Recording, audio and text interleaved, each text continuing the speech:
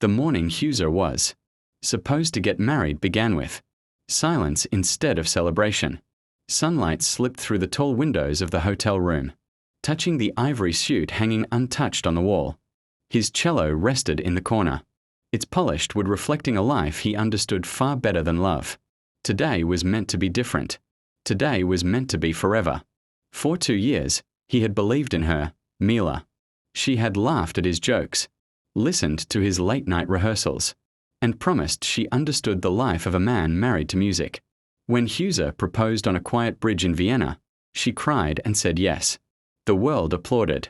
Fans celebrated. Friends toasted.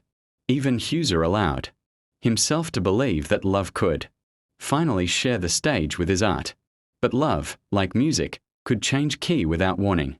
An hour before the ceremony, Huser's phone vibrated. A message, then another, and another. At first, he ignored it, assuming it was nervous excitement. Then he saw her name shaking on the screen. "I can't do this." His breath caught. Before he could reply, a knock echoed through the door. It was her sister, pale and trembling. She didn't need to speak. Her eyes said everything. Mila was gone. No goodbye kiss. No face-to-face honesty. Just a letter left at the venue, explaining that she felt trapped by his fame, by the expectations, by the shadow of his success. "You love your cello more than you'll ever love me," the letter said. The words cut deeper than any criticism he had ever faced. Guests arrived in silence, whispers spreading like cracks through glass. Flowers wilted under the weight of confusion. The violinist hired for the aisle stopped tuning. There would be no walk. No vows. No I do. Huser stood alone behind the stage curtain, holding the letter like a broken score. He replayed every moment, every concert he chose over dinner, every tour that stole him away, every promise he believed he could keep. He never meant to hurt her.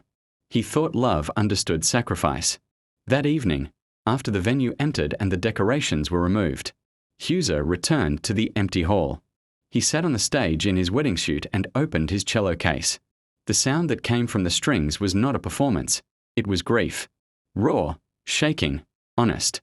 Music was the only thing that stayed. Days later, headlines spoke of a cancelled wedding and scandal, but no one wrote about the man who learned that loving deeply doesn't always mean being enough. Mila didn't ruin everything. She revealed the truth Huser had been afraid to face. Some dreams end before the final note, and sometimes the silence after is the loudest part of all.